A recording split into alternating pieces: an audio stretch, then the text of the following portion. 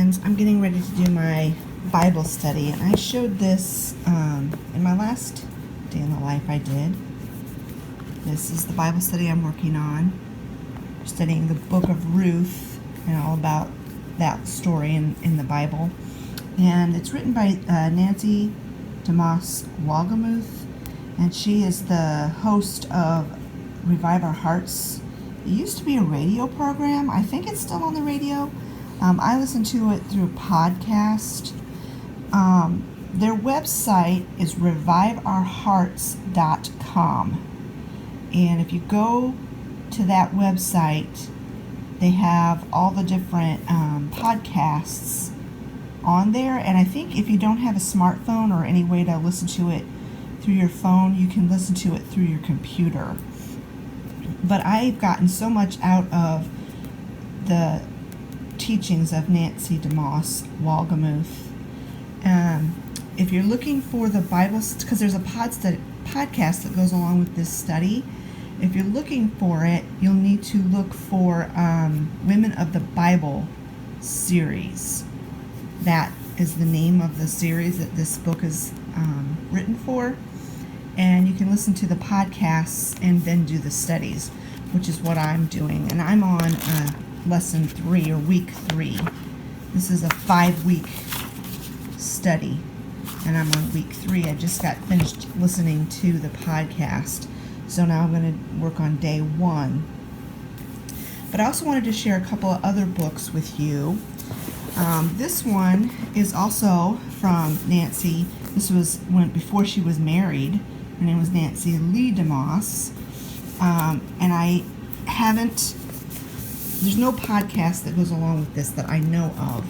But I was looking on their website, and I saw this, and I thought, well, that really sounds good. I love reading the Psalms, and so this is a 30-day study. I'm not going to start this one when I get done with Ruth, because I have this one I also bought. Now this one is written by Erin Davis. I found out about her through Revive Our Hearts as well. She's the hostess of the Women of the Bible series that I listen to. Well, I didn't know until recently that she wrote books, and this is a book, obviously, that she wrote, and it's about the 7 feasts that are talked about in the book of Leviticus in the Old Testament. And like most people, I haven't really studied Leviticus or the feasts that are talked about. It's one of those books of the Bible that you just try to read through as fast as you can because you don't think it really applies to your life. But Erin Davis is doing a podcast about the 7 feasts, and that's how I found out about the book. She had written the book first, and then she did the podcasts.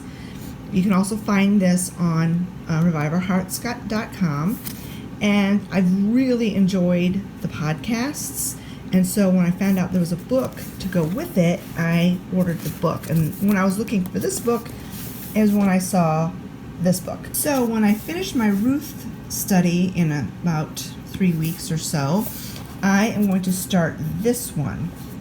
And this one is a 8-week. It's an 8-week study. And I love studies where you read and then you answer questions or you write down your thoughts. I love those kind of books. So I'm looking forward to starting this.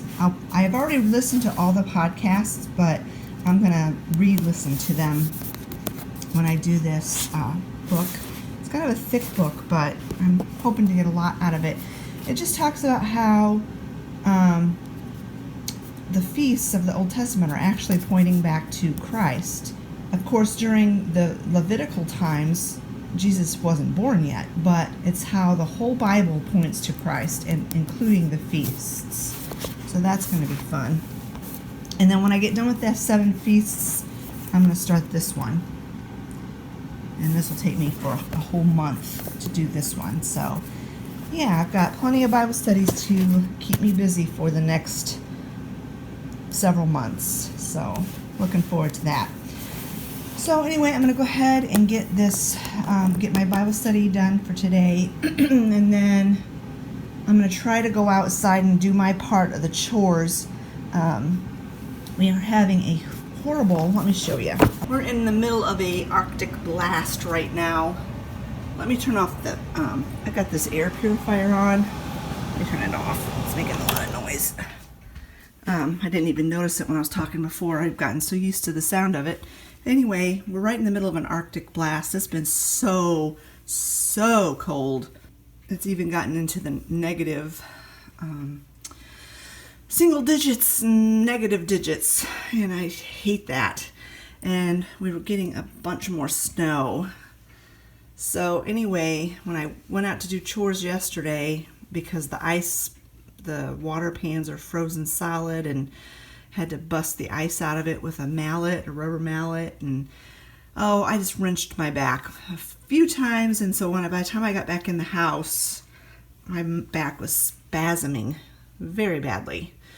But on my days off, I like to help Olivia do the chores. I don't do that much of them anymore. I basically do the rabbits, and I take care of Jenny, my favorite chicken. And she does everything else. But anyway, when I get done with my Bible study, I need to get outside and do my part of the chores. Not looking forward to it. Well, hi friends. Finally turned the camera around. It's been a very lazy morning. I haven't picked up the camera much at all since the last clip when I was sharing with you my Bible study that I'm working on. I did go out and do chores. It's too cold and nasty to take my camera out there and try to film. The last time I tried to do that, my camera didn't like it at all.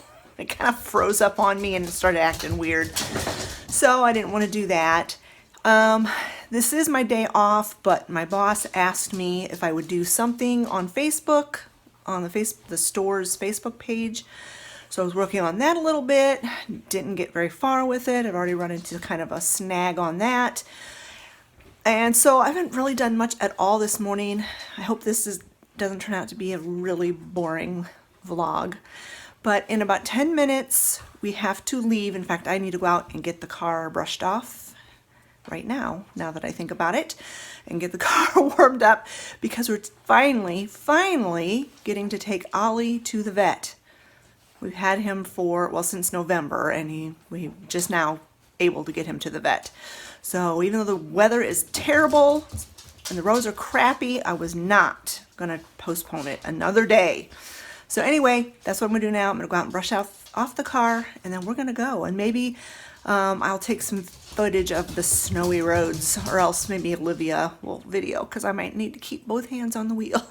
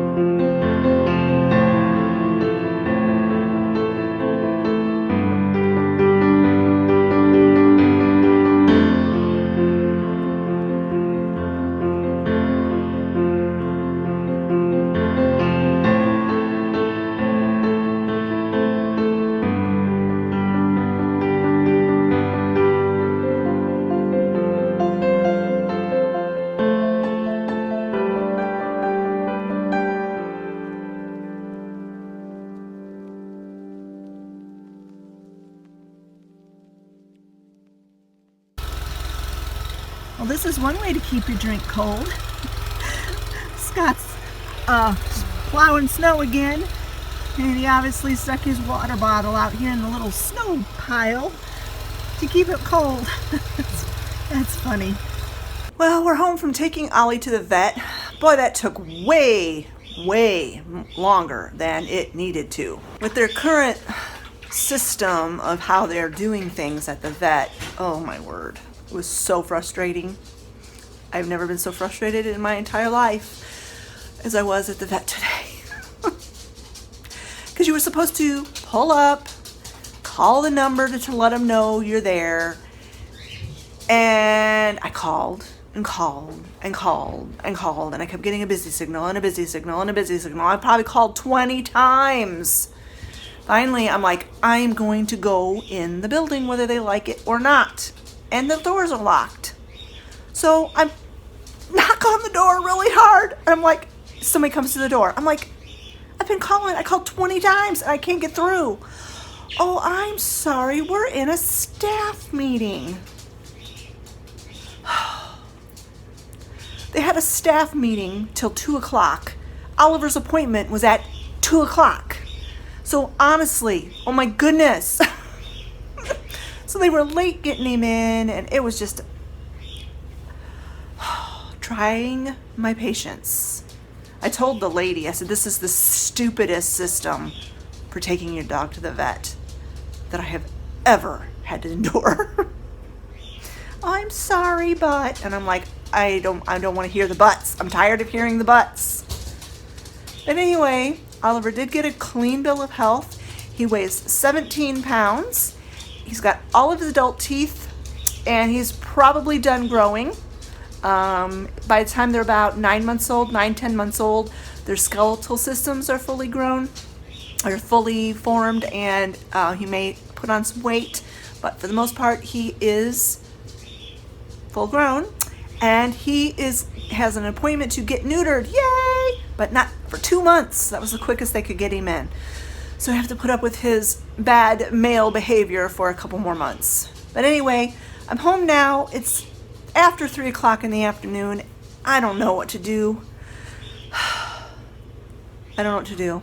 I have to figure out what we're going to make for dinner, and I still need to finish doing that work for my boss on the computer. So anyway, that was the update on Oliver. Did you have a hard day at the vet? Did you have a hard day? You hear Sally coming? Oliver. Hi, buddy. You don't like the car, do you? He hates riding in the car. I don't know how you train a dog to like riding in the car. None of our dogs have liked it.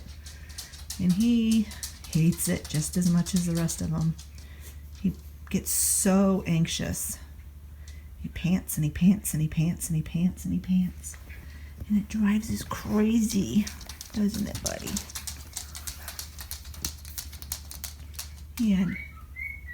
You had 2 shots, didn't you? 2 shots and then a liquid, like an oral medicine. But the vet said he's in really good health. And he's an awfully long-legged beagle. That he is. He's a long-legged beagle. Yes, buddy. I'm going to put together a new centerpiece for my table. Before I had just like a bowl of lemons and stuff in the center. And it was kind of a pain to have to take like 4 or 5 different things off the table whenever we eat. So I'm going to make a new centerpiece that's easy to take on and off with this tray. I like the idea of having lemons because they're so bright and cheerful, but this bowl is too heavy and too top heavy to put in this tray. So I've got this clear vase that I don't even remember where I got it from, and I'm just going to fill it with lemons.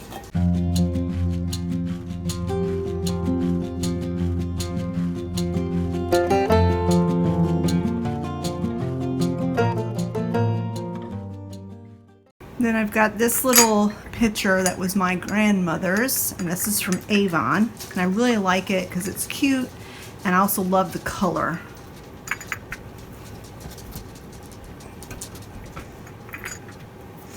I have this milk glass container with some faux boxwood, I think, in it.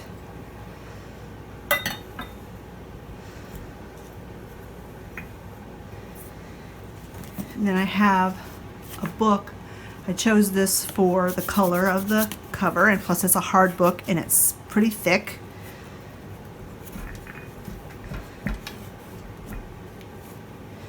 And then I've got a little doily.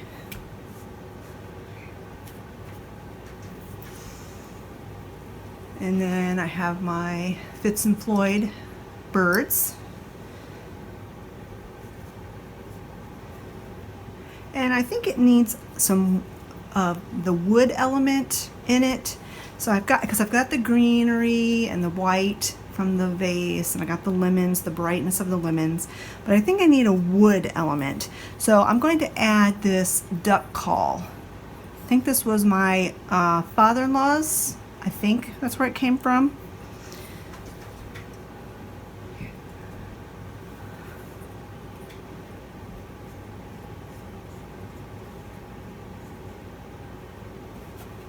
So there it is. I think it's really, really cute. I wish I had one more lemon that was smaller to put on top of there, because I feel like it needs a little bit more height.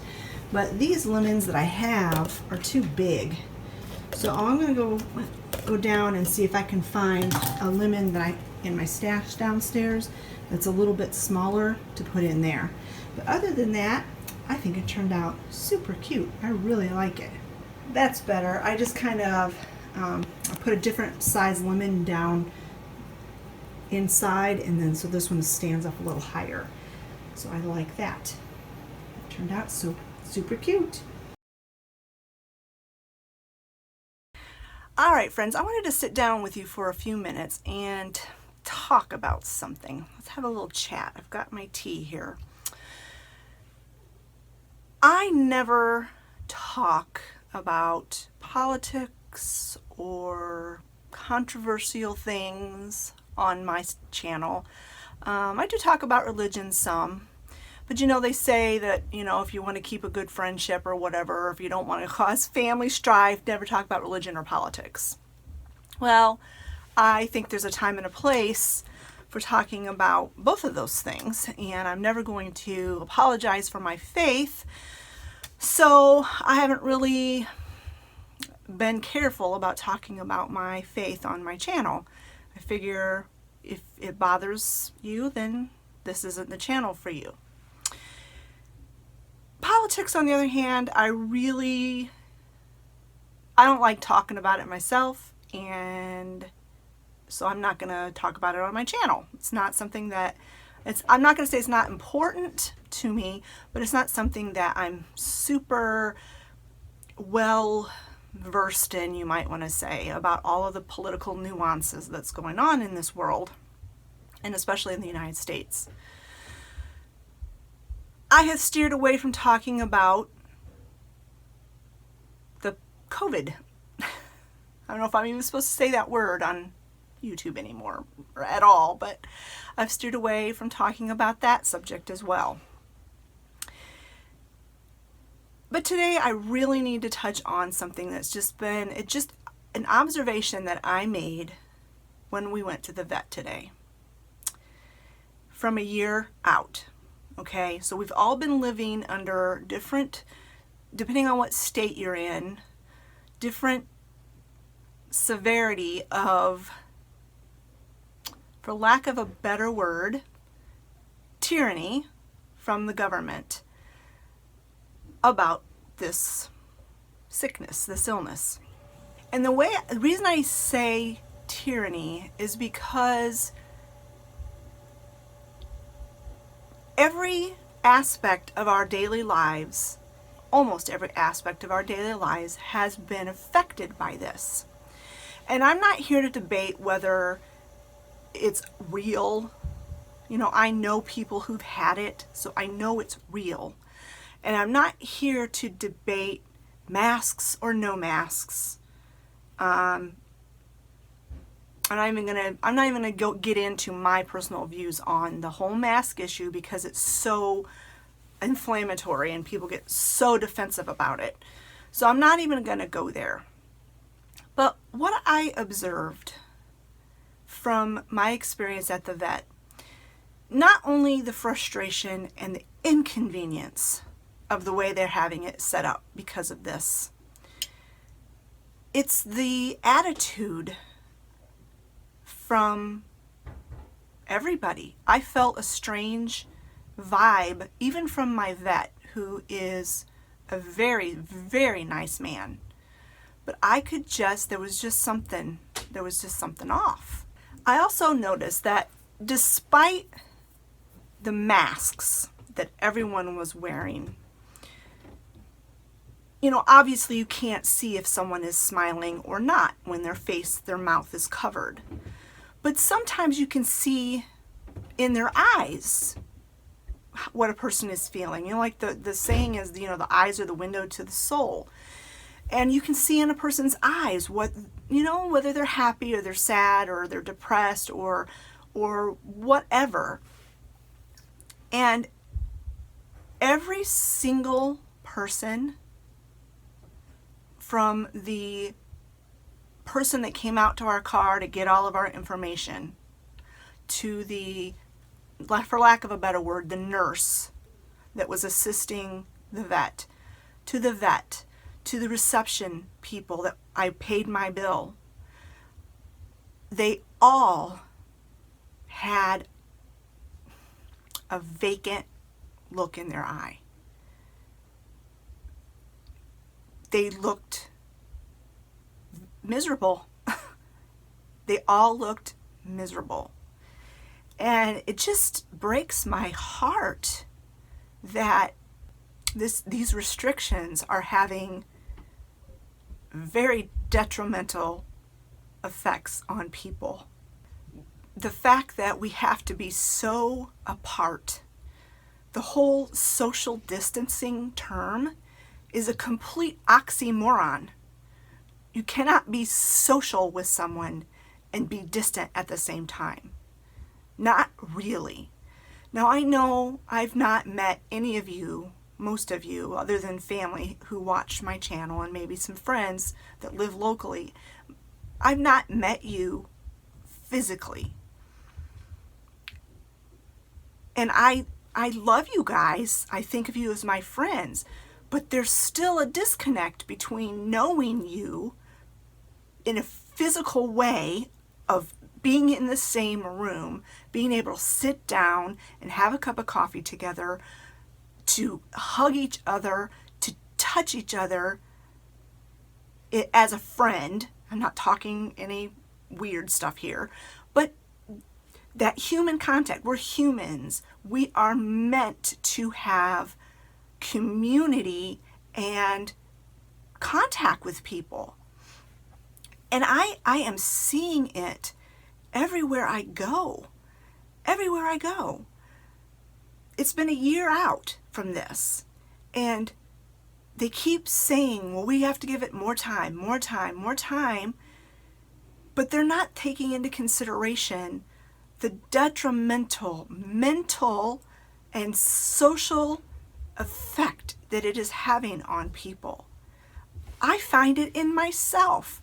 I have never in my life been so short-tempered, and I find myself flying off the handle and losing patience with people, with strangers. That's not me. I have not been to church in 6 months because of this. That is having a detrimental effect on me. And I'm really afraid that if this goes on much longer, that there might be no coming back from it for people. And there's a whole generation of little kids that are going to remember this, or they're going to grow up thinking that, oh no, you can't hug grandma, or we can't leave the house without a mask, and all of these things. And I'm not talking, and like I said, I don't want to talk about whether masks are good or masks are bad, or if masks are effective, or what that doesn't even matter at this point. It matters that I am seeing it in people's eyes, that they're just vacant. Their people are vacant, emotionless, dehumanized. We have been dehumanized, and I don't like it. I find our family, my family, within my four walls, we snap at each other way more than we ever used to before. Of course, every family has little spats and whatnot, but we snap at each other. We are short, like I said, I'm short-tempered. And it's not just because it's February and we're tired of the cold and all of the normal excuses that people have this time of year. There's something above that I am feeling. It's like an oppression that I'm feeling from people. And I don't know why I got on here to talk about this other than I needed to talk about it. And I hope I'm not the only one that is sensing this in our society. People are becoming more cruel and violent, and just, we've taken our humanity out of the picture by not allowing social interaction, social, physical contact with people. I hope that me being able to talk about it maybe will help you if you've been struggling, if you've been noticing this.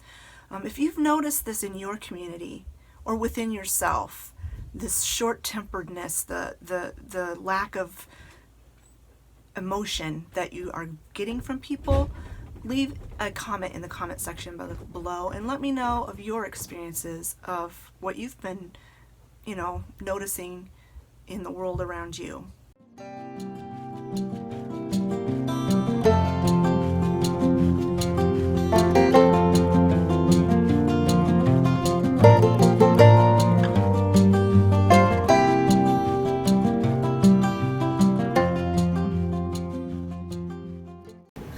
Shredded chicken, I'm going to add a cup of sour cream and 1 can of cream of chicken soup. Well, that is if I could eat cream of chicken soup, because I cannot. So in place of that, I'm going to put a packet of this chicken gravy mix mixed with the Rotel tomatoes, because you're supposed to drain them, and I'm just not going to drain the Rotel tomatoes. I'm going to mix all the sauce up and then pour it over the chicken. So it's 1 can of Rotel tomatoes, undrained. Wasn't much juice in there anyway. 1 packet of chicken gravy mix.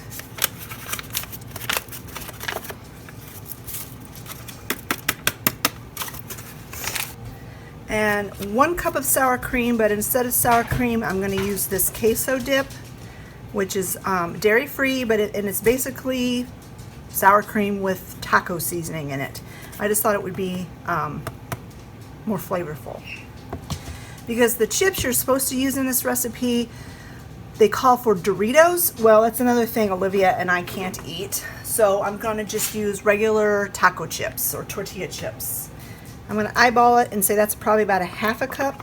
I'm going to go ahead and use all of this.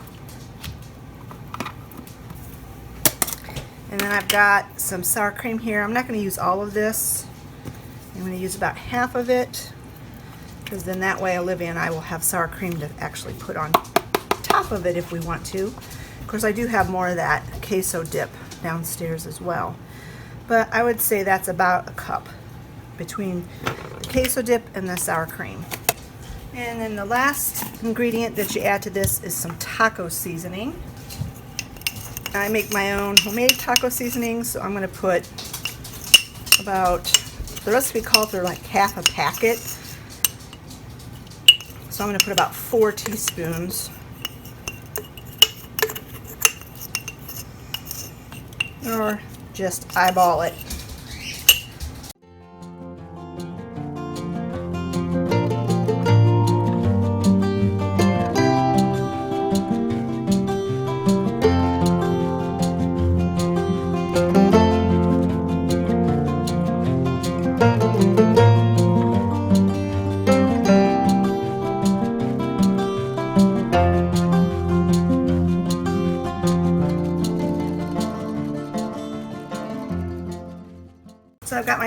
13 pan here, and I'm going to spray it with cooking spray.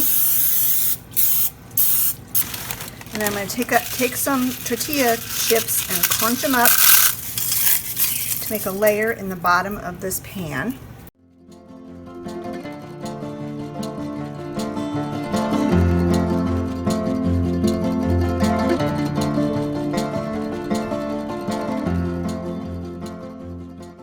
So then on top of the chips, you put half of the chicken mixture.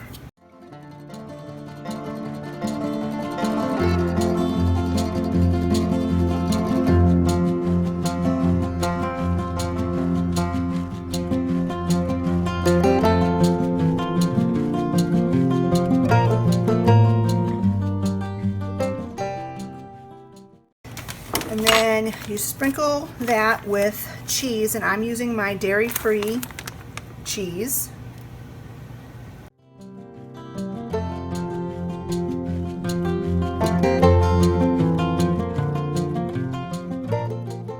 And we do the same exact layering again. Chips, chicken, cheese.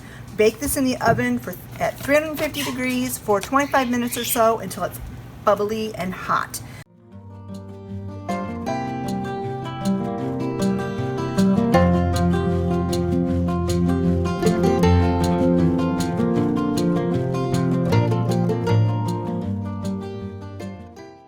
And that is how this is my version of the Dorito chicken casserole. And I will show you what it looks like when it comes out of the oven.